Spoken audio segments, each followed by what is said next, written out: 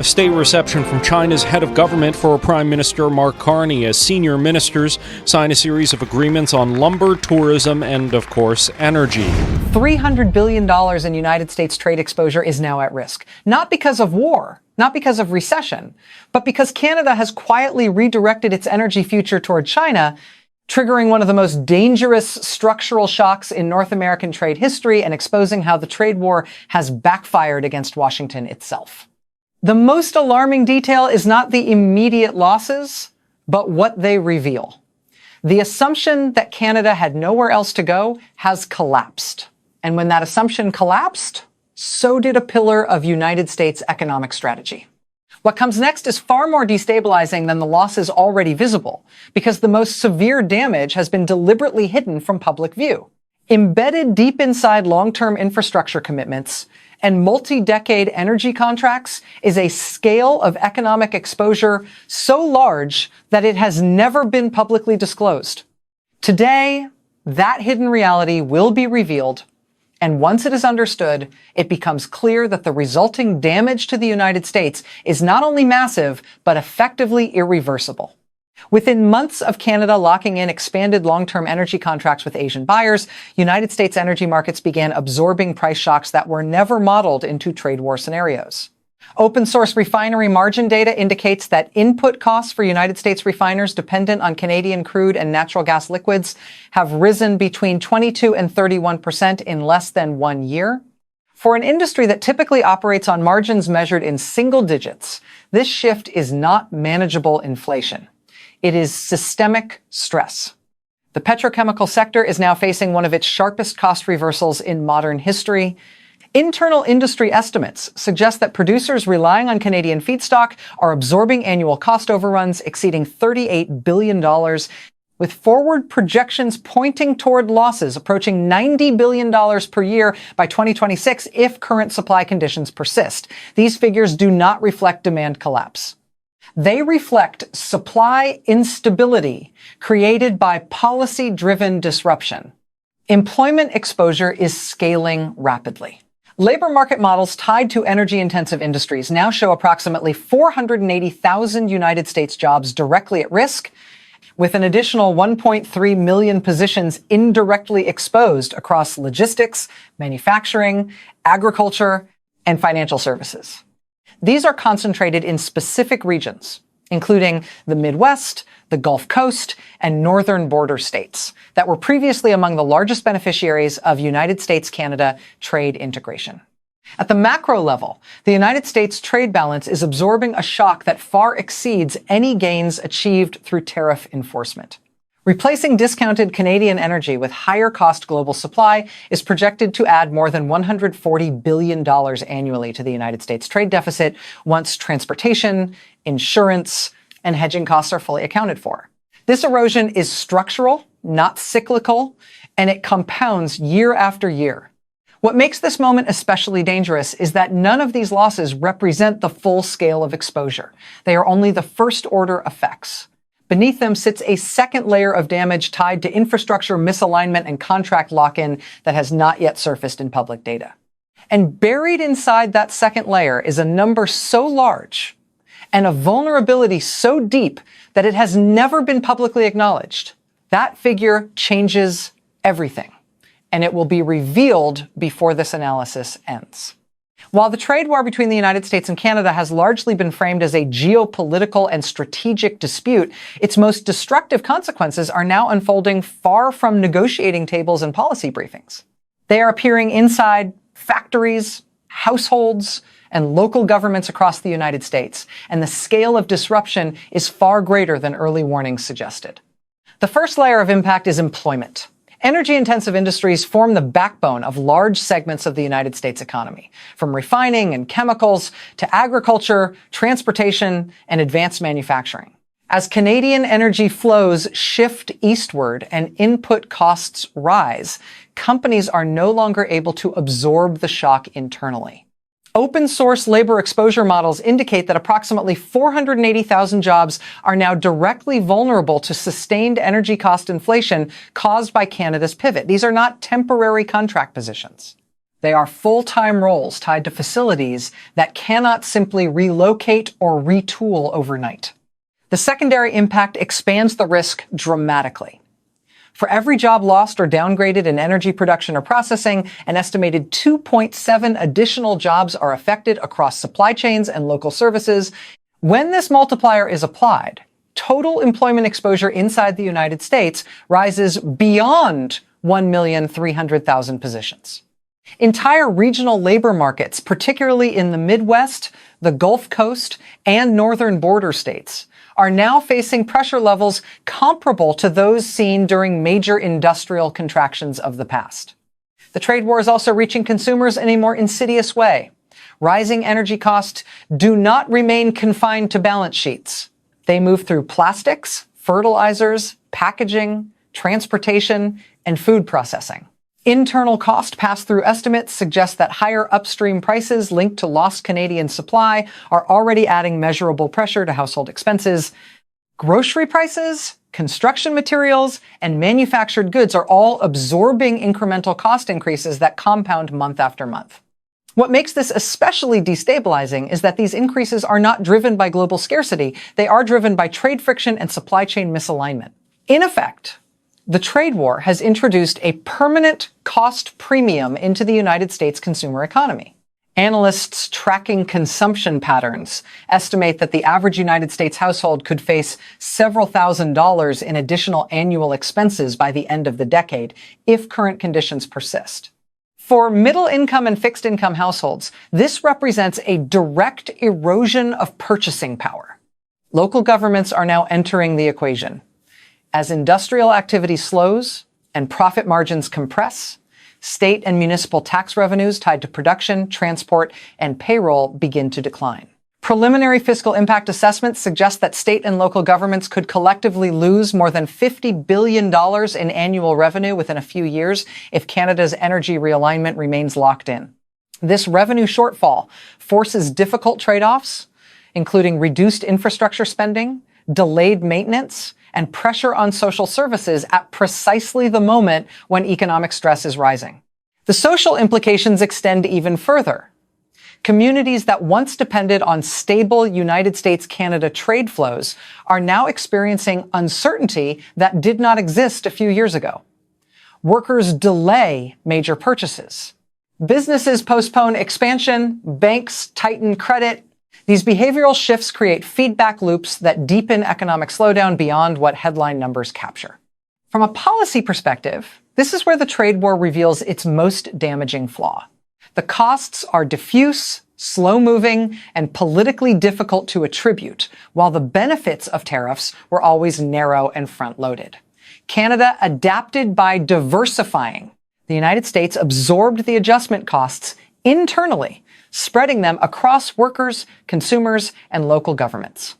And yet, even this expanding domestic damage still does not represent the full magnitude of the problem. Because beneath employment losses, consumer price pressure, and fiscal strain lies a deeper structural exposure tied to infrastructure design and long-term contracts. That exposure involves numbers so large that they threaten to redefine how analysts measure the economic fallout of this trade war. Those numbers have not yet entered public debate. But once they do, they will fundamentally change how the United States understands what it has already lost and why recovery may be far more difficult than anyone has admitted so far. As the domestic consequences of the trade war intensify inside the United States, a parallel transformation is unfolding beyond its borders. This shift is quieter, more disciplined, and ultimately more dangerous for Washington because it is not driven by confrontation but by recalibration. Canada's energy realignment is no longer viewed internationally as a bilateral dispute. It is being interpreted as a strategic case study in how to reduce exposure to United States policy volatility. Across global markets, trade planners and institutional investors are reclassifying North America from a unified economic bloc into two diverging systems. Canada is increasingly treated as a stable, predictable supplier with long horizon commitments, while the United States is being priced as a higher risk jurisdiction subject to abrupt policy reversals. This distinction is now visible in trade insurance premiums, contract duration preferences, and capital allocation decisions that rarely make headlines but shape outcomes for decades. China's role in this transformation is central. By securing long-term Canadian energy supply, China has achieved more than volume. It has purchased certainty. Open source demand projections show that Chinese energy consumption tied to industrial output, electrification, and strategic reserves will expand by more than $1 trillion over the next 15 years.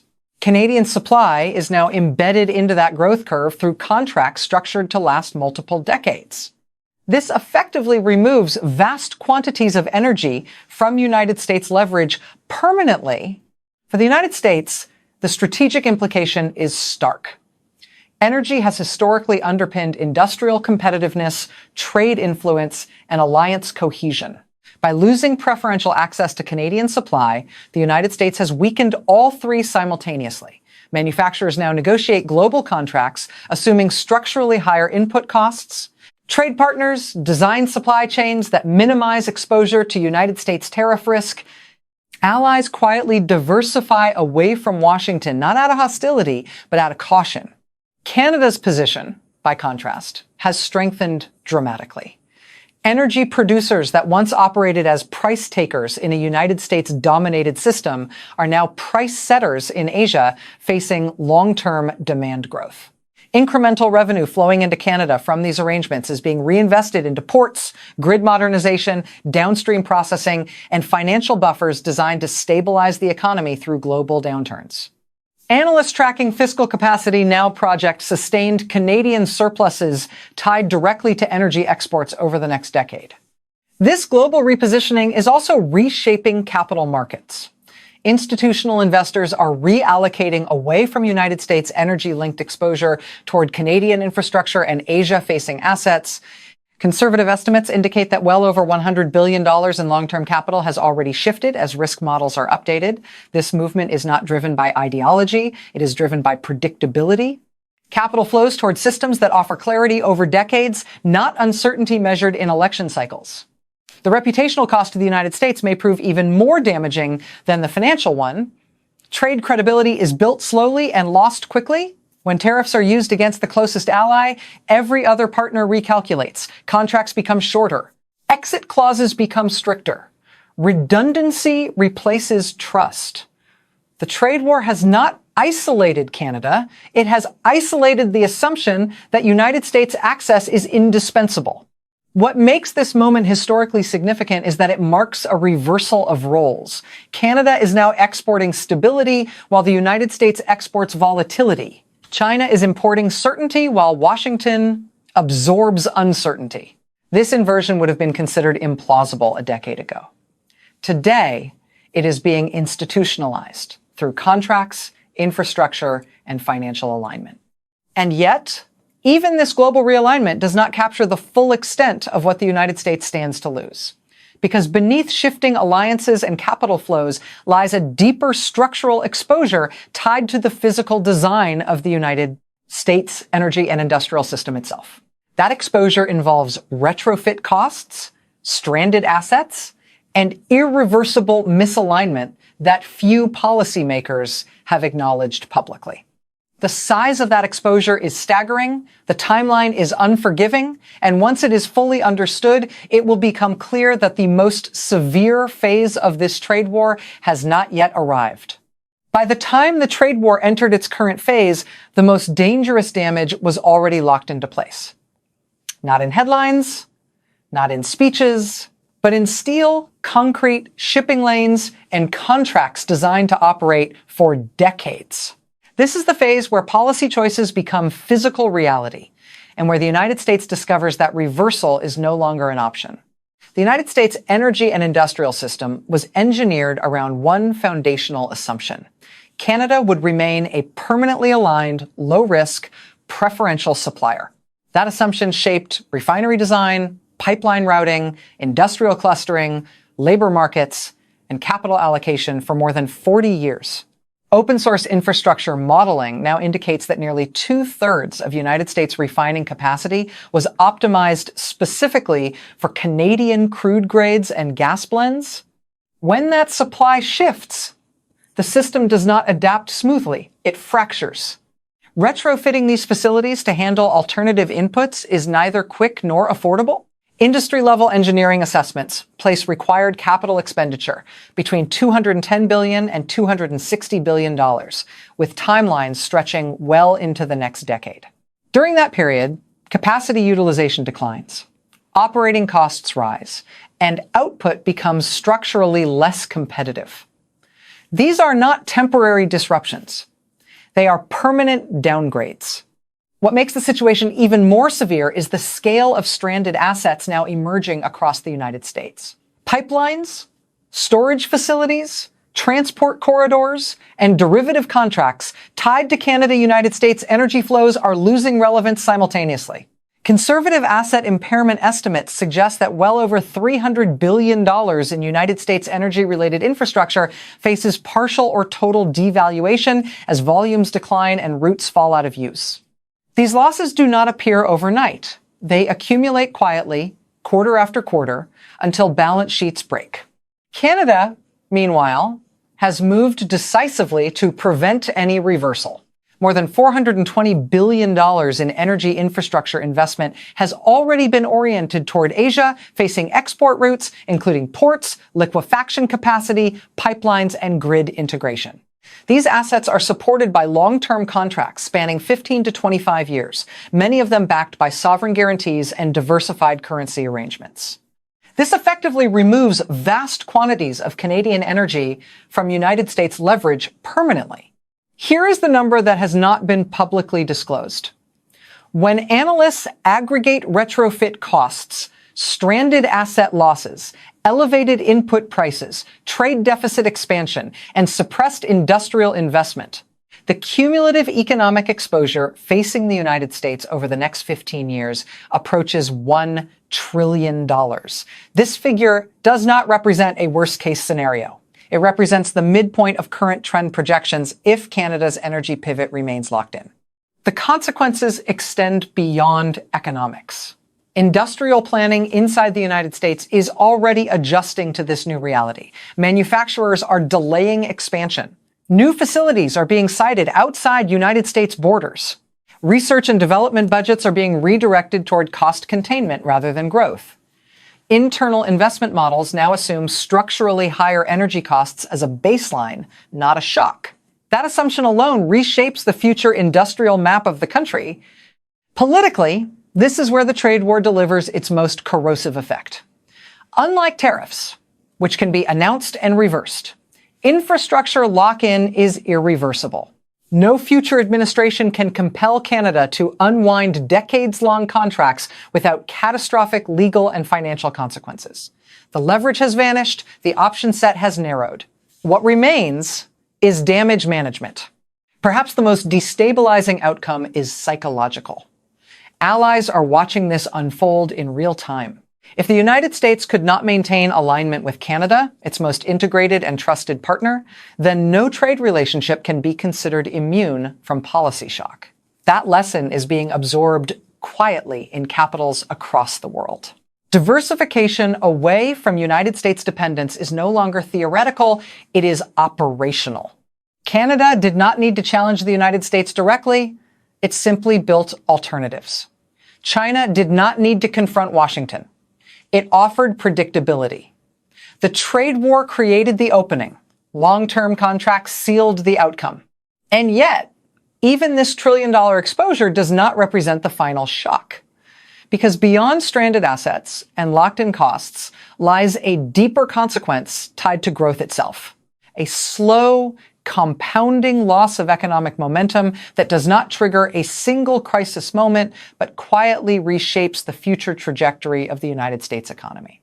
The most damaging consequence of the trade war between the United States and Canada is not the immediate loss of trade flows, rising costs, or stranded infrastructure. It is the collapse in long-term growth that emerges quietly, compounds over time, and permanently alters the economic trajectory of the United States in ways that cannot be repaired through short-term policy adjustments. Economic growth is built on assumptions, stable inputs, predictable partners, long horizon planning. When those assumptions fracture, growth does not fall all at once. It erodes year after year. Internal macroeconomic simulations based on open-source trade elasticity and capital allocation models now indicate that the United States is facing a sustained growth penalty, ranging from 0.8 to 1.2 percentage points annually relative to pre-trade war projections. This gap may appear modest on paper, but over a decade it compounds into a massive loss of output. When applied to the scale of the United States economy, this growth erosion translates into a cumulative shortfall between $2.5 trillion and $3.1 trillion in economic activity over 10 to 12 years. This missing output does not trigger a single recession headline. Instead, it manifests as factories that are never built, jobs that never materialize, wages that stagnate, and productivity gains that fail to arrive. It is the slow disappearance of opportunity. The channels driving this collapse are now becoming clear. Higher structural energy costs reduce competitiveness across manufacturing and transportation. Elevated trade risk discourages long-term capital commitments. Volatility increases the cost of financing. Together, these forces compress investment horizons and shift economic behavior from expansion to preservation. Firms focus on surviving rather than growing. Innovation budgets are redirected toward efficiency rather than breakthrough development. The labor market absorbs this shock unevenly but relentlessly. Regions already exposed to deindustrialization face renewed pressure as energy-intensive employers lose global share. Younger workers encounter fewer entry points into high-productivity industries. Older workers face prolonged displacement with limited retraining pathways. Over time, labor force participation declines not through crisis, but through discouragement. The fiscal consequences deepen the damage. Slower growth reduces tax revenue across federal, state, and local levels. At the same time, demand for social support rises as job stability weakens and real incomes stagnate. This imbalance strains public finances, limiting the capacity for counter-cyclical investment or infrastructure renewal.